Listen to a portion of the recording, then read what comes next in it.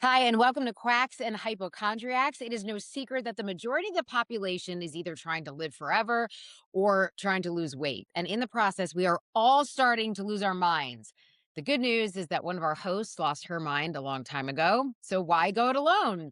I'm that host. I'm Erin O'Hearn, a self labeled hypochondriac who can give herself any disease at any given day.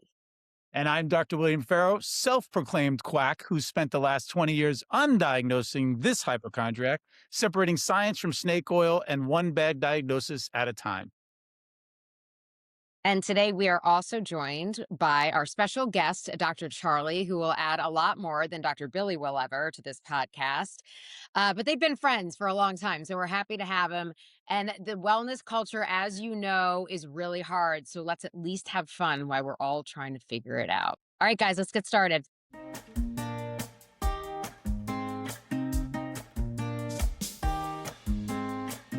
Today, we are thrilled to welcome Margo Bates of Higginbotham. She wears a lot of hats and has a lot of degrees, but the best title to describe her current role is Population Health Manager.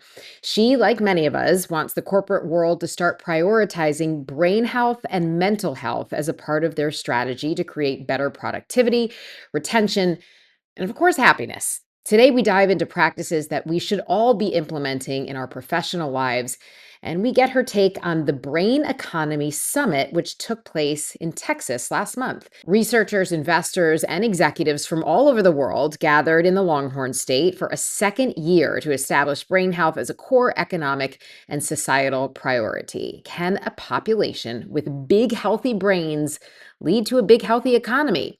Let's get into it. We are so excited to have Margo Bates on the Quacks and Hypochondriacs podcast today because she is an amazing individual. So many accolades, so many degrees, and so much background in the wellness space. But let's, Margo, refer to you as a population health specialist first and foremost. And then I want to dive into how you got there, your passion for people, for caring for others, and really having sort of a holistic view on how we can all make each other healthier and accountable. So welcome. Thank you. It's a pleasure to be here. I'm excited to get to spend some time with all of you this afternoon. We'll see if you say that at the end of the podcast. Yeah. Okay.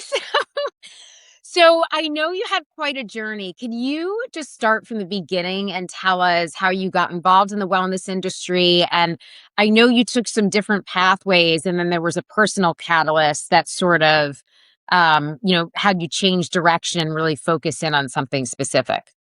Yes. Well, thank you for the question. And truly for me, health and wellness started as a young child, and that was playing sports, and that continued for me through high school and into college. And it was actually the semester before my senior year, I changed my major again because throughout the summer, I was really reflecting on what do I love, what do I enjoy, and how can I make a difference? And I ended up changing to exercise science and sport. And from there, then wanted to teach at the college level. So earned my master's in nutrition education, which I thought certainly complemented the exercise science background very well.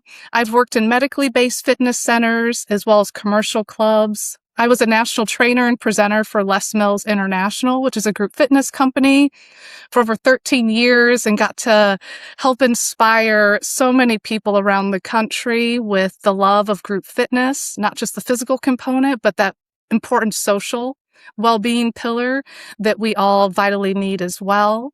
And then also was in higher education. So worked with students as adjunct faculty, but also led student, employee, and community member well-being for many, many years. And it was around 2009 that I started to take more of a holistic approach to supporting the whole person when it comes to well-being. And in regards to my passion for cognitive health, the first time I really learned about this was about 11 years ago. I was introduced to a book called Spark by Dr. John Rady. Have any of you read that by chance? No, but it's going to be on my list. Okay, he's a Harvard psychiatrist, but a catchphrase, I'm saying he calls it a catchphrase, that he used was that exercise is like Miracle Grow for the brain.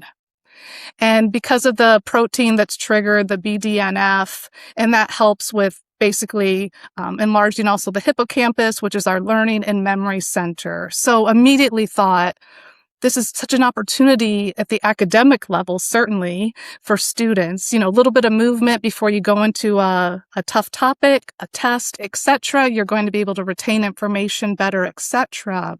But also on the employee side, how can this be beneficial in regards to presentations and innovation, creativity? That's really when the seed was planted for me as far as the interest in how movement directly impacts our cognitive health in such a positive way.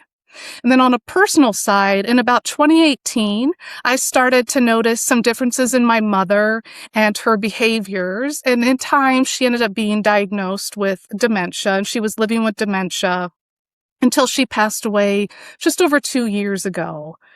Prior to her passing, my stepfather had died 4 months earlier. So unquestionably, the two most significant losses I've experienced in my life.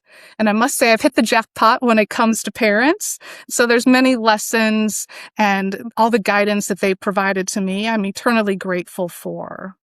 So when those losses took place, it was a very stark reminder to me of how finite time is. And it just really deepened my commitment to the line of work that I had chosen.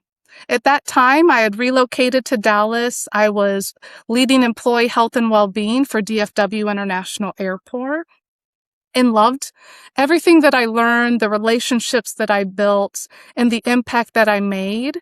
But I had this strong conviction that I knew I could do more. And so I took a leap of faith and I left without having a job lined up. Soon after that, though, I'm someone who sometimes I look for different things, be it a quote, a sign, something that helps reinforce maybe decisions that have been made. And soon after that, I saw the very profound quote by Dr. Martin Luther King when he had said that faith is taking the first step, even though you can't see the whole staircase. Do you think when you made that pivot without, a solid plan, right? You just took that leap of faith. I mean, in that, was that itself sort of an exercise for your brain and sort of reshaping how you thought of your career and that it wasn't a linear path? I think that's a great way to frame it, Erin, and I would agree. I'm also a huge proponent of if we are comfortable, we're not growing. And so I'm not someone who just encourages others to do this, but certainly try to live by that myself. And yes, I think taking that challenge and knowing that everything lies on me now, and how am I going to find the next role, but wanting to find a role where I feel the level of fulfillment and purpose that I also desire at this point in my career. So yes, absolutely agree that it was definitely a stretch exercise in itself, Yeah. but one that has worked out for me, I think, incredibly well, because I could not be happier with the organization that I joined at the beginning of this year. Thank you for giving us credit to think that we might read books. I mean, I look at them and I just see a lot of words in there. And I think that that's amazing that you would give us credit. And then for Erin, the fact that you're looking for signs in the universe that you made the right decision. She's looking for signs and she knows she made the wrong decision most of the time. So you could really influence how she sees the world. And then, I think that's his way of saying that I'm judgmental, but well, you go by Murphy's law. Well, of yeah. course is the worst thing to happen. And Charlie, personally, if you would like to share, I know you have some personal connection to what Margo has gone through. Margo, I know that must have been so hard for you with just the dealing with dementia up to the time where they pass is, tremendous and incredibly difficult. My mom, real quick, had dementia. And it was funny when she was diagnosed with it, she was still very lucid and like just you would never knew she had it, but she knew what was going ahead of her. And she, unlike us, Billy, read a ton of books. She was an avid reader and would research what dementia and they diagnosed her with a form of Alzheimer's, and she would research it and knew exactly what was ahead of her, lying ahead of her. And I remember we were at dinner one night. We were in New York, at Chinatown, not Chinatown, in Little Italy in New York, and she sat us all down, the whole family, and I'm one of four, and we're all older, and our kids were with this, and she said, "I know what I have ahead of me. I've researched it, and I know what's ahead of me, but I'm also afraid of what's ahead for you guys." And I mean, when she said that, we were all like, "Well, that's just like her, right, Billy? My mother, not to think of herself, but to think about us and what we're going to go through." And it was just amazing that it's such a it's a difficult thing to go through. Now, we were very fortunate that she went through it. She didn't get that change of personality that makes her a little more ornery and a little more, where they completely change how they usually are. She was sweet and fun through the whole thing, but it was amazing. Yeah, so that's a tough thing. So that led my brother and I, he's a chiropractor, to look at how could we help that and prevent dementia going forward. What are some things we can do? So that's when we started my brother started looking at neurofeedback, and I looked in, and he went that route, and I went into the nutrition route, looking how nutritionally we could help that. And it's just an amazing. I mean, new things are coming out every day. And not to mention, forget about either of those things, just exercises, brain exercises you can do. So it's definitely a field that needs a lot more, but we're making new strides every day with it, I feel. Her name was Grace, and she was every bit of that word. Thank you, Billy. She definitely lived that name. Margo, one of the things that I think was so fascinating, because I know that there was just a big summit in Texas that you attended, correct? Which I want to get into because I think there's a wealth of information there. We talked about it when we were introducing the podcast, just, the innovators, the investors, the researchers, just a group of really smart people who also read books. And which is why we weren't invited. But I think what you're doing on sort of more, and correct me if I'm wrong, more on macro level, because I think we all try to do things like crossword puzzles, read books, physical exercises that involve mental strategy, like things personally. But what you're really doing is saying, what can we do for the population as a whole? Because our collective brains in general amount to a crazy amount of potential and can really improve the economy, how we function as a society, and really how, as humans, we can support AI as opposed to we're just letting AI take over everything. Absolutely. And yes, the Brain Economy Summit was phenomenal. This was the second year. I went last year as well. A startup called Atheon, one of the founders was there. And so that's how I found out about that company. And they're really looking at how skill training, upskilling, learning just has to evolve in the age of AI, and really diving into people's strengths through the learning system that they have put together. So, yes. As I was listening to the presenters on the day and a half, year one, my mind was just going about a million miles a second as far as the opportunity for employers. And a lot of individuals because I have always, prior to the population health management role that I have currently, I've led well-being from an internal aspect. And a lot of well-being leaders have touched on some of these things as far as the number of meetings, for example, that people often entail in their day-to-day work, multitasking, etc. But what got me so energized was the fact that now we have incredible research to back up this and the direct link to how this impacts our cognitive performance. So from a financial impact, you're thinking about productivity, creativity, innovation, retention, decreased absenteeism, all the things that certainly C-suite level leaders want to have, right? You want to foster a culture where people want to stay and are able to bring their best selves forward. But that culture needs to be intentionally designed to allow this to really happen for all individuals. And this year's summit was even bigger. There were over double the number of participants.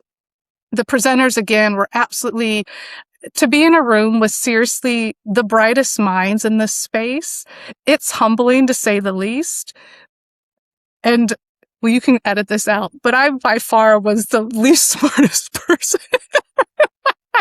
Well, that's okay. Today, you're the most smartest. Right. See? Like, It you have works both ways. yeah. When you're surrounded by PhDs and MDs, but again, the passion for the work and, the profession that they've all chosen, but hearing again firsthand from all the different tentacles that are kind of reaching out. Some people are coming from a policy standpoint, talking about Medicare reform, amending the language around reasonable and necessary, because currently biomarkers that are blood-based are not covered in Medicare unless somebody's symptomatic.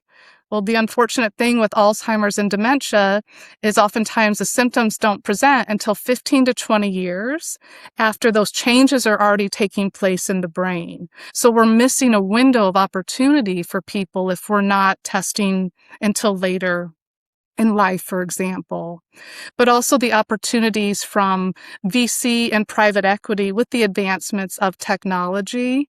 And then again, back to my area of passion, the workplace, and how employers can directly impact this, and oftentimes very low cost or no cost investment, but the return can be, just phenomenal.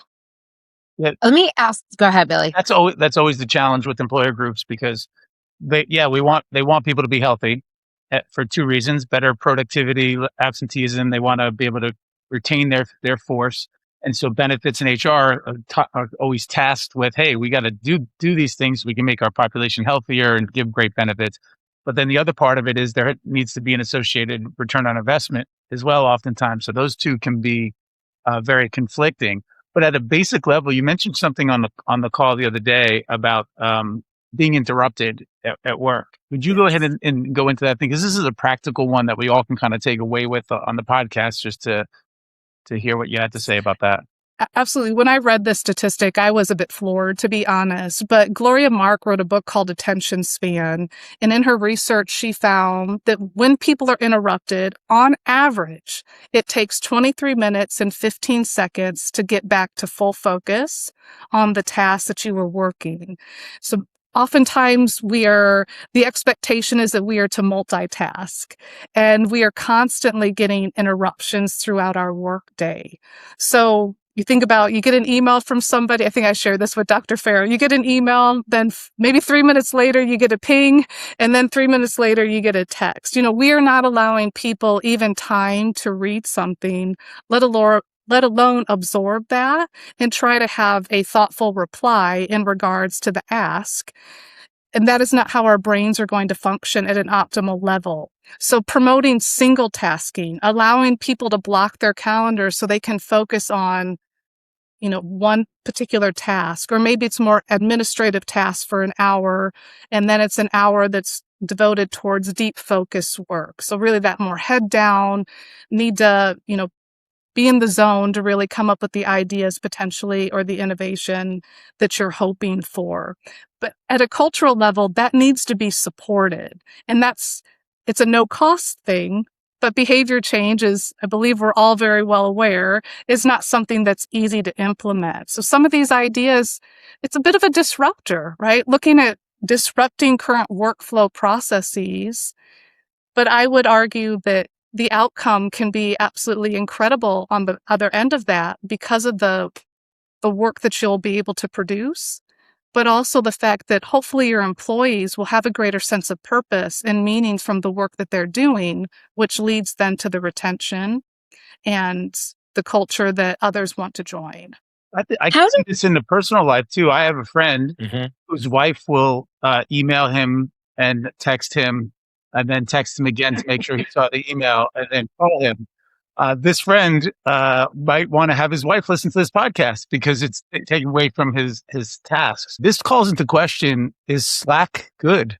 Is chat channel, Google Chat good for the workplace, or is it I'm heads down and I got things popping off? Is that really, getting us more productive, or is it just another like, oh, now I got to jump on that task? I would respond to that, Dr. Farrow. It's not to say that we aren't going to use certain things. And the reality of not getting a call and then an email at the same time for a lot of people's roles in the industry that they're in, that's quite likely unrealistic. But creating boundaries around the communication, and that can be done at a team level, department level, division level, or even org wide.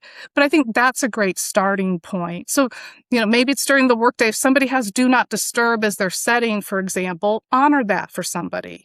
I mean, that's a really easy starting point. If you see that on there, don't give them a call at that moment. Check back in 30 minutes and then maybe send them a message to ask the question that you had. In regards to after work communication, have that clearly defined so people don't feel that they always have to be on their devices and be available. Not having that disconnect from work and that constant always on feeling, it's not sustainable for most people. So that's another way that could be supported at the organizational level. Got it. Who are some higher level thinkers or CEOs that attended the summit who have at least experimented with this shift in culture and can attest to the fact that it's not going to affect productivity or retention in a negative way? Because, I think we all know that the work-life balance is really hard to achieve.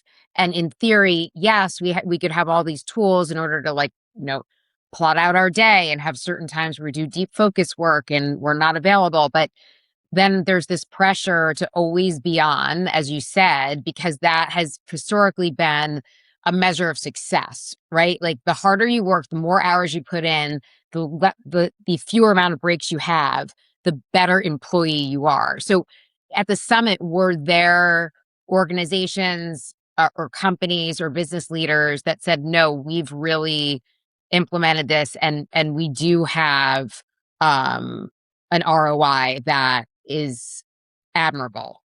So there was one of the panelists, I don't remember his exact title, but is a VP with BP. So they really started to invest in employee well-being in the sense of safety. Obviously, it's a high-risk industry, oil and gas. Some of the individuals that are working on the lines, et cetera, if you are not zoned into the work that you're doing, that just opens up the risk for injury and that sort of thing. They have been doing a study, I believe, with one of their locations in India around this exactly brain capital. And so that is to be determined as far as I can't share any specific results. But the VP was there talking about their investment in this. They have a chief medical officer. He's also certainly behind a lot of this work, but definitely sharing how also because they're such a dispersed workforce, using those opportunities to spread the message, but also leadership taking an opportunity to be vulnerable, be authentic, share a story that might resonate with another employee. That might be the impetus that gets somebody to take advantage of some resources that are made available to them, for example, or simply even open up a conversation so people don't feel that they're dealing with something in isolation. Yeah, Margo came up with an idea like, what if you said to a group, hey, we're not going to have meetings on Wednesday, right? Just do your work, use Wednesday as a down day. The challenge could be and a company could say, well, we can't because of X, Y, Z. Like, so some of the times when you're trying to put these things in barrier, the business rules of your operations don't allow. That can be, one of the challenges, especially, I mean, Mario, you worked at DFW, 365 days, Right. 24/7 workforces Yes. all over the place. So saying, hey, we're not having meetings on Wednesdays, probably not going to happen. Right. You're dealing with different things, right? From the nature of the work to the shifts that people are working, et cetera. But this is where individuals like myself that are in a consulting role can help guide and advise clients on that. Or those that are leading internally can have the conversations with senior leaders and talk through what is a starting point for this. Be prepared, have your research, have your data to back that up, and know who you're speaking with. So you're bringing the information forward that helps them reach whatever objectives or goals that they have, be it from their leader, the C-suite, or the board, whomever the person is that they are ultimately reporting to. But these are, again, while it might not work for everybody, it doesn't mean it couldn't be implemented with one department. So maybe there's a bit of a pilot that's done, for example, and now you have some internal data. So just because it might be a no to be a blanket across the org, I still believe there's an opportunity to shift the needle slightly. It just might be at a smaller scale. Sure, agreed. Let me say one other thing. So, Margot, your work with Higginbotham is consulting with these large employer groups, medium to large employer groups. They have these benefits in place, and then you're coming in to help them with certain issues they're facing with their population. What are kind of like the top three that the employers are, most concerned about that you're hearing out there? And to that, is brain capital one of the conversations? So I would not, brain capital has not been brought forth to me in conversations. I will say this is still a newer concept, but that's also why I'm so excited about it, because we are really at the beginning of what I believe is going to be a revolution as far as employee well-being and pop health is concerned. In regards to the top concerns, a lot of them are around chronic condition management. You know, pretty much around the country, it doesn't matter the size of the employer or the state of the employer. Type 2 diabetes, high blood pressure, high cholesterol. These are the conditions that a lot of people are facing. And so to me, that though ties back to also exercise is medicine. And I know something you're deeply passionate about, as well as Dr. Charlie, food is medicine too. We have great autonomy over our brains and their abilities to continue to grow and to be able to learn and be as viable as absolutely possible. But making the choices that will help to extend that, a lot of that starts with us. And then the employer, though, plays a very large role in supporting that. So I have a lot of patients who would have employers match them or give them incentives, right, based on their wearables, right? If they hit 10,000 steps a day for a certain amount of times and that. Is there something that can be tracked like that for brain capital that employers could see? Is my employee doing what they need to do to hit their marks in this aspect of health? So as far as point solutions or platforms out there, that's still in the works. I mean, I know of a couple that are in beta testing mode right now, but there is the Brain Care Score, an assessment that individuals can do. It's a 21-point scale. I believe it's about 15, 16 questions. Takes less than 5 minutes. Was developed by a doctor with Massachusetts General, actually, and he's the co-founder of their Center for Brain Health. But it gives people just a real quick glance into these areas that are modifiable by us. So looking at blood pressure, blood glucose, but also social isolation. I mentioned that in the beginning, but this is a really key component as far as our overall well-being, but in particular, our brain health. And then sense of purpose, the amount of alcohol that individuals are drinking, are they smoking or not, how much exercise are they getting on a weekly basis, etc. But the beauty about doing something like that, any sort of assessment, is it gives you a baseline, right? And again, it would take at most 5 minutes to complete. It's free, but that would allow people, and then you would have some insights too, as far as where are a couple of spots that I can start to make a difference. Maybe it's parking a little bit further when I go to the grocery store, or it's adding in another serving of vegetables throughout the day. And then in time that evolves into other behaviors. But even starting with micro steps to have the behavior stick. And then we can, certainly add on to that. I am certain there are things that are definitely in the works, Dr. Charlie, that I'm not aware of. I can't claim to be an expert in all areas in regards to the solutions that are forthcoming, but I'm fairly certain that we will continue to see those develop because this is becoming such a hot button topic and such a necessity, not just from an employer standpoint, but from a societal standpoint. I'm not sure why you can't be an expert on all topics. I mean, it feels like you're slacking This off is a little super bit. weird. You're reading too many books. Did you read a book that said you can't do that? I'm not sure why we invited you onto the podcast. Hello. But, I You lost her when you said there was a question about how much alcohol you're drinking. Thank you. Coming off a holiday weekend, we're just gonna ignore that comment.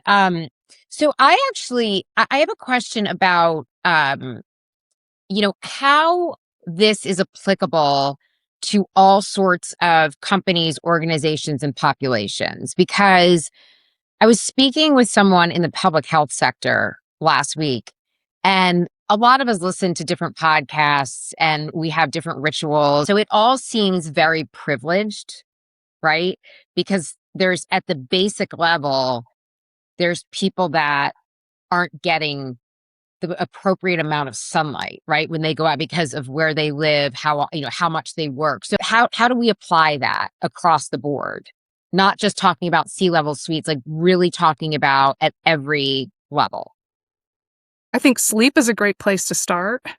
The importance of sleep and the necessity of quality sleep ties directly to our cognitive health, but also safety, performance. And in particular, if someone is a third shift employee, their circadian rhythm is now not in its natural state as a result of the hours that they're working. So how can that help be supported for them? And that might be, again, even an assessment around that, but just creating the awareness of the importance of sleep and that messaging around if we're always on and our minds don't have time to be still and be quiet, we will not perform. This might sound like a bit of a silly analogy, but we have to shut down our devices occasionally, don't we? We have to restart them. If we're not allowing our brains and our bodies to do that, how do we expect to be able to perform at an optimal level? And sleep is that time when memories are consolidated and all the bad stuff can be washed away, especially if we get into the deep sleep. So a campaign and education around how can we help with that? Not looking at our devices an hour or two before bedtime, having a cool, dark space to sleep in.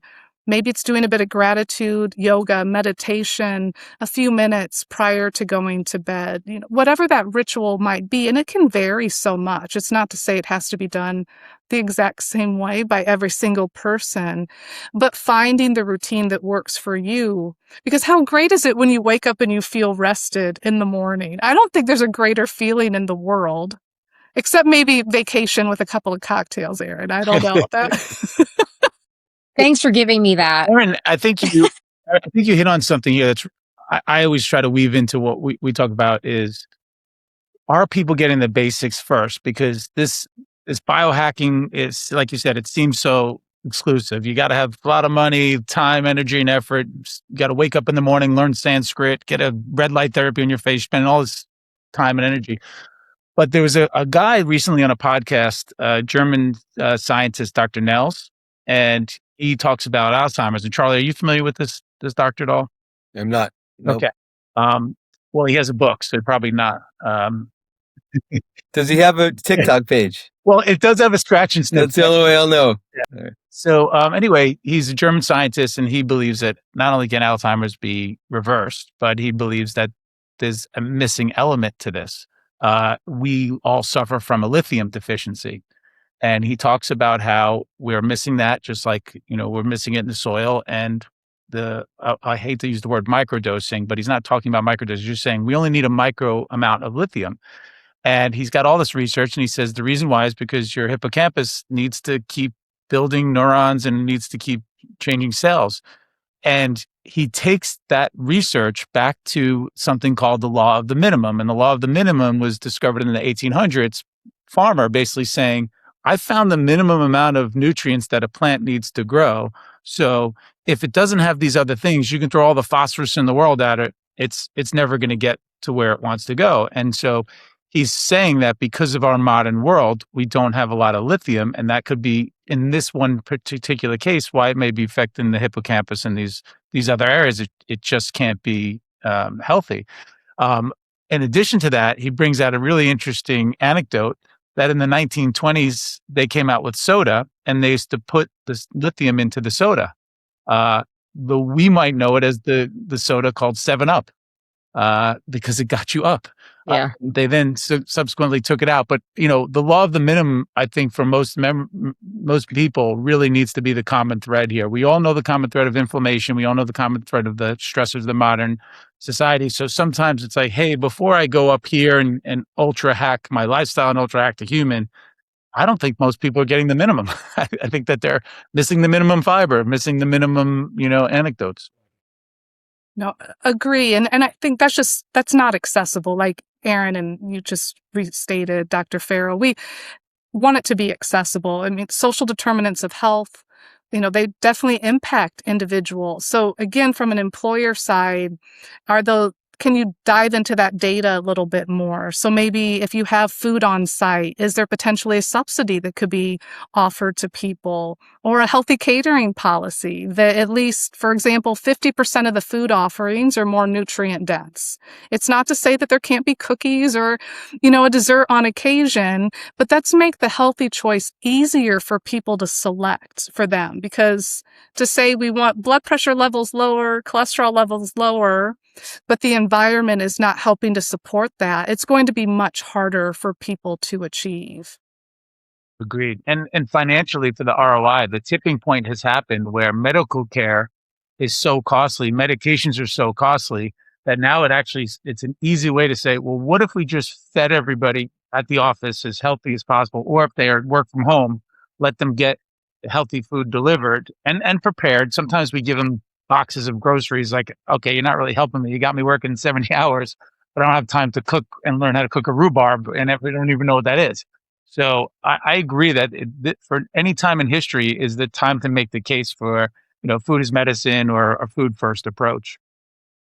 We should start that in our hospitals, I think, before anything else. Yeah, Gosh, the But food that they're served there to the patients it's unbelievable. gross. I just took a picture on my son. Unfortunately, we had to go to the hospital. Charlie, I didn't get a chance to tell you this. My son dove off the boat and into like 2 feet of water.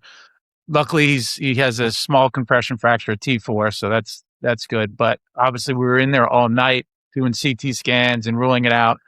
And then finally in the morning when they brought the food, I was like, how is this possible? I mean, Mhm. it just looked awful. There was a muffin that had so many different in a package, had all these ingredients, tons of sugar, high fructose corn syrup. Like, how is this? How could you charge me $3,000 for a CT scan and not just give me a $25 whole food plate of food? Like, interesting. Yeah, no, the hospital food's despicable, but Charlie too, and Margo, I just wanted to ask you about this because Charlie, you mentioned it in the beginning, and I read about it preparing for this podcast, but there is so much focus, and understandably, there's focus on cardiovascular health and research on cancer. And we really have, I think, or I believe, making a shift towards preventative medicine as opposed to just treating it once you get the disease or the illness. We Are we now doing that with brain health? Because Charlie, as you mentioned, it was always a reactionary response. Someone would be diagnosed with Alzheimer's, be diagnosed with dementia, or get a concussion, and then we would throw, all these treatments at them. But with the prevalence of dementia and Alzheimer's, I mean, why has it taken so long to really look at the preventative care and why it's happening as opposed to let's figure out how to fix it? It's funny you say that because with my mom, I tried to retroactively look at her lifestyle and her diet and everything before she was diagnosed, and she was, I mean, Billy could tell you, so healthy, healthier before anyone else, was a health freak before anyone else before it was vogue. But her health, and I don't want to make anyone mad on this one, her health was really revolved around vegetarianism. She did not eat meat, even though my dad was a butcher and we would have meat hanging in the family room. She would not eat meat, and she was a vegetarian for a long, long time. And then looking back, where was she getting her choline from? She wasn't getting it from, there was no eggs, there was no red meat. She wasn't getting a lot of these things that build up a lot of the neurotransmitters in the brain. She was not getting, which is why I'm not saying you can't be a vegetarian, and you can, but you need to know where you're going to have to also supplement to be when you're a vegetarian. It's my belief on that. So that's where I looked at that. I thought, yeah, there are certain ways that certain areas in the diet that we could have fixed that I think maybe could have helped. You never know, obviously, but that's one area I would have changed on her. Another statistic that I heard at the Brain Economy Summit last month was that people with coronary artery disease have a 27% higher chance of developing dementia. And so, yes, I mean, again, everything's connected, right? Like our body does not, our arms don't move independently of our legs, and our heart and our brain. I heard the physician, I loved how he said they're partners for life. And yes, of the 14 modifiable risk factors for dementia, 10 are vascular. So really looking at blood pressure management, and as I'm sure we're all aware too, it is a silent killer. A lot of people don't even realize that they have that. So back to your question, Erin, around being proactive or more preventative in nature, those annual exams are so, so crucial for that, because then a medical provider can monitor, are there any changes in blood pressure, the general biomarkers that we get done in regards to cholesterol, A1C, glucose, etc., and then make hopefully some lifestyle changes if medication is needed. Okay, but let's get this under control, and then ideally be able to, limit the medication or even eliminate the medication in time through movement and exercise, and movement and nutrition. Well, now, So I threw my arm up no, because now I'm a you know why hypochondriac. you just hit on the hypochondriac of all. Like now you know why it's called quacks and hypochondriac. She didn't listen to a word you said after you said it's associated with corn. Her head is just exploded. Go ahead, Erin. Let's get into that head and tell us I, exactly Well, what. so there, let's help her. Go ahead. okay, you can help me. You're not going to be able to help me. I'm a lost cause. So the reason I threw my arm up is because I have been an avid exerciser my entire life. I eat healthy. I do have Crohn's disease, so I've had that since I was diagnosed when I was 21. And I had a calcium score taken a few years ago, and it's an 8. And when I hit 45, my cholesterol went up. So when you're saying these things, I know I have the start of heart disease that is probably related to the autoimmune disorder. It's not related to my lifestyle. And it's frustrating because I, as a hypochondriac, I feel like I can't do anything right. Okay. I think I should adopt some of the things that you're suggesting that people do as far as their brain health. But it is frustrating because I'm a huge believer that everything's connected, which is a shame for me. And I feel the opposite. So She exercises, she runs, she does all the things from the lifestyle, right? We always say genetics pulls the trigger. I mean, loads the gun and the environment pulls the trigger. She's doing everything right. And I'll let Charlie go more into the inflammation, but there's a reason why some of those markers are showing up that way. But go ahead, Charlie. no, I don't want to go into because this could be a 3-hour dissertation by me. So we don't want to do that. But I'm going to guess that the reason why the coronary artery disease and dementia are related, and Margo, you probably know more than me about this, but correct me if I'm wrong, is I would think since the brain, occupies and uses what, about 20% of our oxygen and energy, you're not, if your heart's not doing its job, it's not going to get all that oxygen into the brain, and that's when you're going to start getting that dementia type symptoms. That's where I would think it would come from. The fact, Aaron, that you're in great shape, you exercise, you do everything like that. Coronary calcium score of 8 is excellent. And let's not get started on cholesterol because there's so many other things you need to look at than just the worn number of cholesterol. So you shouldn't have that hypochondria about, developing dementia because of that. You're doing everything right, as what I would say if you were my patient for sure. Thanks, Charlie. You don't feel better, I could tell. I could I tell mean, I didn't get to you. I, All right. unless you can give me a crystal ball, I'll never feel I better. can. But I know I understand what you're saying. But Margo, back to, I think, because I want to, again, we could go off the rails here for this podcast, but I think what you were saying that is so important for all of us to realize is that everything is connected and we can't ignore the brain piece. Because if we don't take care of our mental health, if we don't take care of, the way we divide our time and, the rest that our brain needs, the interaction, the social interaction, the exercises that our brains need, all the physical stuff and the nutritional, you know, um, modifications that we make it's really kind of all for nothing, right? I mean, you have to have that piece because it's all interconnected.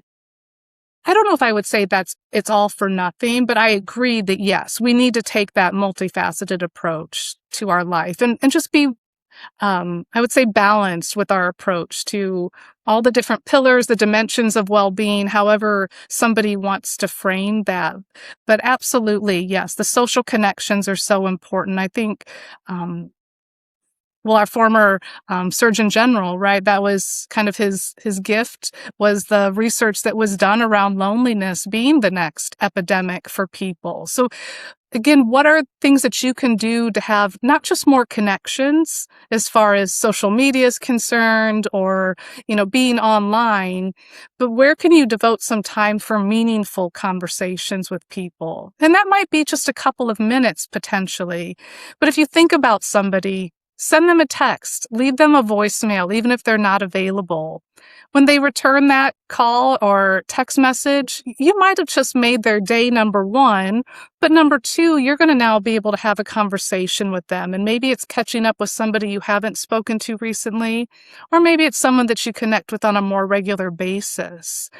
But I would also encourage people, think about those that don't have that same opportunity. If there's a neighbor that that's a little bit older, they're not as mobile as they used to be, pop in and just maybe knock on their door and say hello or drop off a card or, maybe it's a snack or something. But I think we have the power to make such a difference in not only our own lives, but other people's lives, and not let the day-to-day noise sometimes allow us to forget just how impactful that social interaction can be. And you can also then turn that into physical activity, right? It could be a group fitness class. It could be walking with a friend or walking your dog to the dog park, and then you strike up a conversation with a stranger. I mean, notice how your body feels as a result of that. Why wouldn't we want to invest more time in doing the things that do bring us joy, do bring us happiness, but also benefit our bodies inside and out? You said a good thing about walking the dog and you meeting somebody. So, especially as we get older and maybe more isolated, having a pet is tremendous. That bonding, the oxytocin bonding hormone has been proven to allow to reduce inflammation within the body, suppress certain things.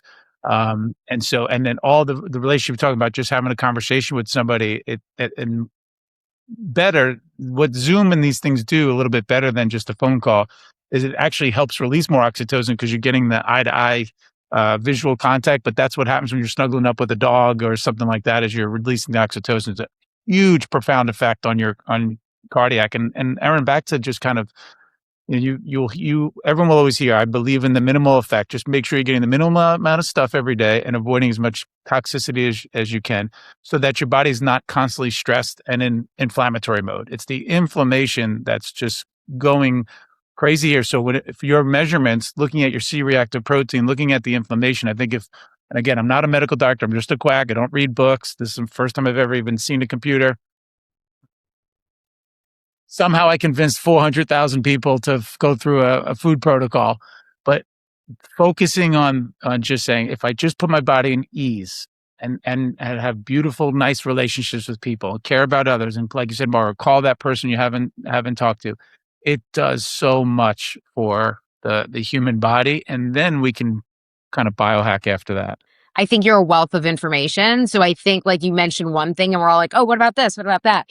But is there anything in conclusion that you would like our listeners to understand that you either took away from the summit or from your years of work? I think that our brains can improve at any age, any stage of life. I think that should be incredibly encouraging to anybody who's listening. And again, we do have autonomy over a lot of our actions. So start to, dig into the research or go to a guided expert and ask the questions on how can you start to make better nutrition choices? How can you incorporate more movement into your day, gratitude, etc. Start small, but just know that it might be small today, but what will that look like in a month's time, 12 months' time, 5 years down the road? And from the employer side, this is really an opportunity to not only continue to be relevant in the workplace, but be the leader that I'm guessing most organizations want to be within their industry, their community. So looking at how you can create a cognitively supportive environment, look at the preventative care, encourage your employees to take advantage of those exams, not just an annual physical, but also dental and vision are very important as well. And know that the rewards can be individuals are being able to give more when they come to work, and then the benefit to the business can really be limitless as far as the industry that you're in. Margo, thank you so much for your time. Thank I you. hope you can come back when you have more, because I know this is, an evolving area. So we'd love to have you on again. I would love that. This has been a joy to meet all of you and have some time to chat and get to hear from each of you as well. One thing that Margo talked about that I thought was really fascinating and makes perfect sense, and you don't think about it every day, is the connecting on a face-to-face level with people, right? And how loneliness and being in solitude really affects brain health, and in more ways than one. Not just brain health as far as cognitive ability, but also depression, right? So we see that all the time. And I thought, her advice of just talking to a neighbor, right? It made me think of 3 neighbors in my vicinity who are, a little bit older, who don't have other people with them. Why not just go up to them and just talk to them? Go to their house, bring them some coffee or whatever, and talk to them. I thought that was a real important facet that seems simple, but I think could really have far-reaching benefits. I don't know. Erin's already going, don't feed the kittens, because once you feed that kitten, then you're there every week, Charlie. I don't know. You're going to be sucked into Wait, bingo 3 times a week. Charlie, I have to tell you something. My husband will have the healthiest brain in the world if making small talk to people or just asking how they are is a part of like what brings you there, because we are at a restaurant, we're skiing, we're getting coffee, we're walking. Anytime he sees anyone that has a hint of a smile or makes eye contact, he will immediately start a conversation with them. And he gives them the sign that he needs help. Blink Thank you. twice. Blink twice. Yeah. Are you in trouble? No, Take a look over there, sir. all right, Don't I look fine. like I'm in trouble? Thank you. No, I think that was really interesting. I also wonder too, though, as they really try to ramp up the summit, because I think she said this was the second year that they've done this in Texas. I mean, after COVID, obviously, so many people went to working out of the office from home remotely, and it has helped some companies tremendously because you don't have to rent the office space. You can pull talent from all over the country, all over the world. But, recently there's been this push to bring people back to the office. So like, it seems kind of like we're trying to merge 2 things at once. Like if you were to implement this culture, how do you do it with people who are working from home, right? How do you hold them accountable or stop them from abusing it? Well, I think Agreed. that's why the hybrid model now is becoming so popular in a lot of these companies, right? Like my son works from home Monday and Friday, Tuesday, Wednesday, Thursday. He's in the office in Philadelphia, and he loves that balance, right? Because he's like, I get enough of seeing people, but then I get that little break where I could just focus on, work. But I can't imagine being home every day alone and not having interaction except for an email or, a ping. That would be horrible. Yeah, and these are good, like having a Zoom conversation where you have such a good microphone like Charlie's, where it sounds like it's in the lungs of his alveola, and you can just hear everything. Like, I really Uh, feel I'm with him right now. I feel like I can feel it. It's like, wait a second, it's like a buzzing. There's like a fan I or don't know something. what to tell No, it's you. heart rate. I don't His know. heart rate's good. I've noticed that he's a little low in electrolyte. That's what Sal has on his computer when he Zooms with other people. They're like, what is that? He's like, it's a secret. The other point that I wanted to bring up about brain health, because Margo obviously started with a focus on exercise. I think that there's not enough emphasis on forms of exercise that also uses your brain. So, obviously I like running, but when I play tennis or you're playing pickleball or padel, or you're doing another sport that requires eye-hand coordination or strategy, that is simultaneously working every part of your body and your brain at the same time. And so I just wonder how that could be incorporated into a work culture that maybe starts having team sports, maybe, because some of these are really accessible no matter where you are. Yeah, and she actually worked. She was an instructor for Les Mills, which formulated the famous like body pump, right? So you're Mhm. working out within a group. You have to pay attention to the instructor as you're doing this, and you're getting the community. So there's a reason why that became so successful. Is they formulated it in such a way that anybody could learn how to teach it, and the choreography and changing up the music, so that people would want to come participate. But they're participating in a group. We were meant as humans to work as a group. There's something happens to your physiology just by walking through a gym door, and other people are exercising. That there's a process to the physiology. We're meant to do that. We're meant to work out and exercise together as a group. So all of those things, there's a reason why they stood the test of time, is because they do produce an outcome and a result. And Charlie, you mentioned something during the podcast about how about the incentive, right? How do we give an incentive to an employee or check that they're doing the right things? It's not so much that they're not checking to do the right things. I think they've been given so much misinformation about true health that they've even been led down the road of, counting calories and punishing yourself and starving and diet sodas and diet shakes and all this other stuff. And now the other end of the spectrum is no. Now we're going to super hyper hack you with all these expensive things versus just the basic elements. Have an apple today. Have some things that your body knows what it can do with it, and make it much simpler than it seems. I think we've overcomplicated for so many people. Here comes the wind. By the way, on this know podcast, you are actually part of an experiment. You know how no one can concentrate? Well, All right.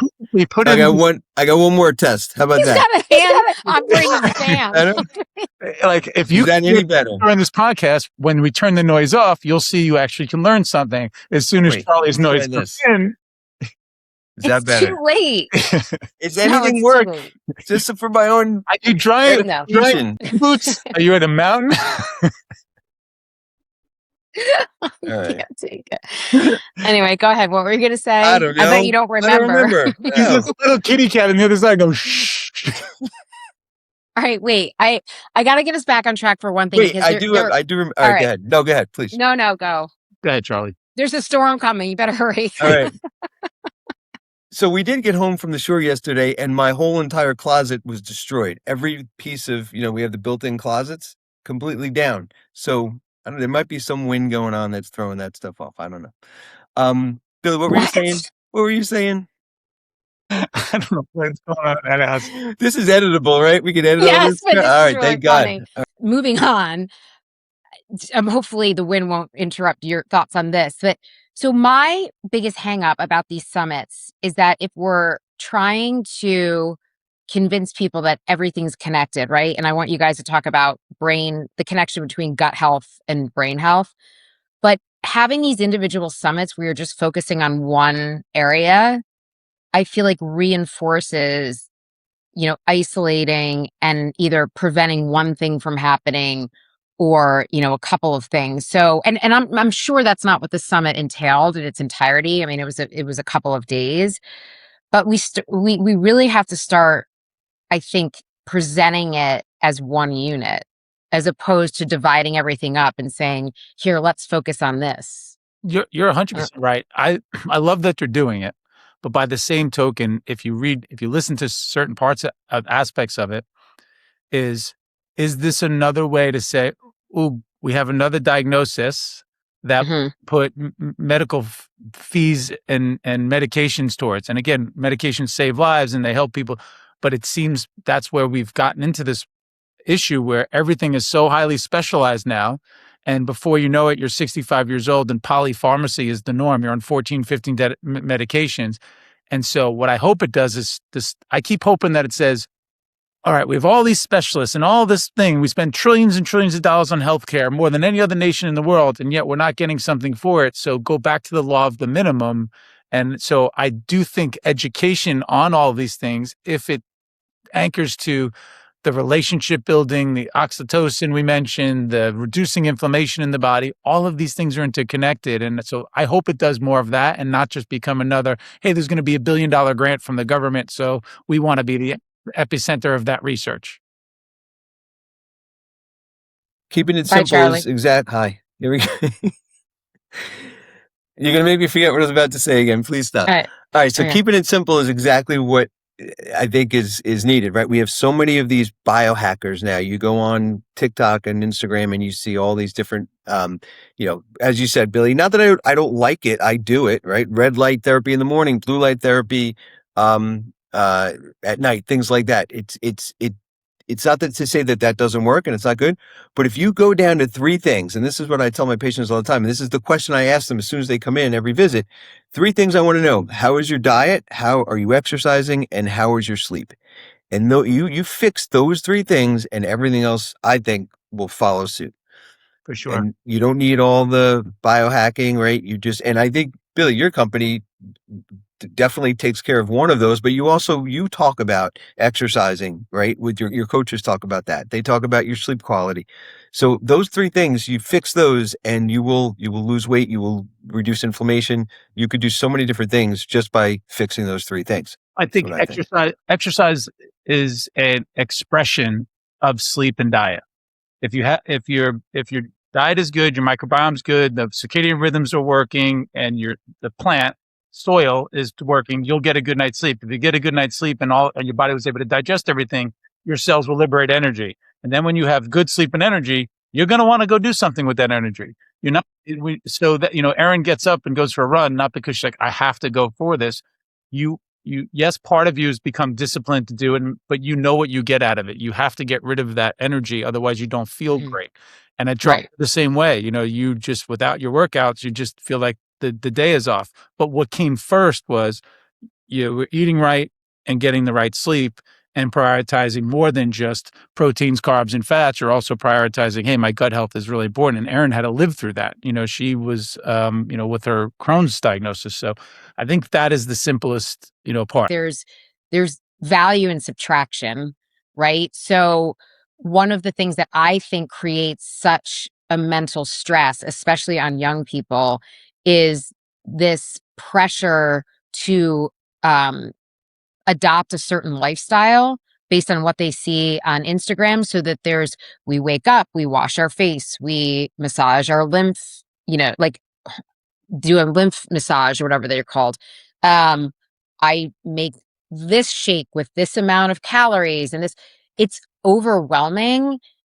Not to mention it's annoying. I think these people are annoying. Like I eat well, but like I don't go that far, right? I don't feel like I need to document every morsel that I put in my body and every move I make. But my point is you get so overwhelmed with having this checklist that in itself, keeping track of your health patterns creates stress, which then creates inflammation, which then creates disease. So I think getting away maybe, and maybe you won't, respect the fact that I'm saying this, but like getting away from some of those measurables all the time is for some people a better way to deal with taking care of their bodies because it creates less stress. I agree. I think the aura rings and that all the stuff gives great information. So let me say, because I'm somebody who makes people tell me about their poop for a while, but it's not long term. Okay. So I make them take pictures of their lunch and dinner so the AI can analyze it. That's where AI really helps out.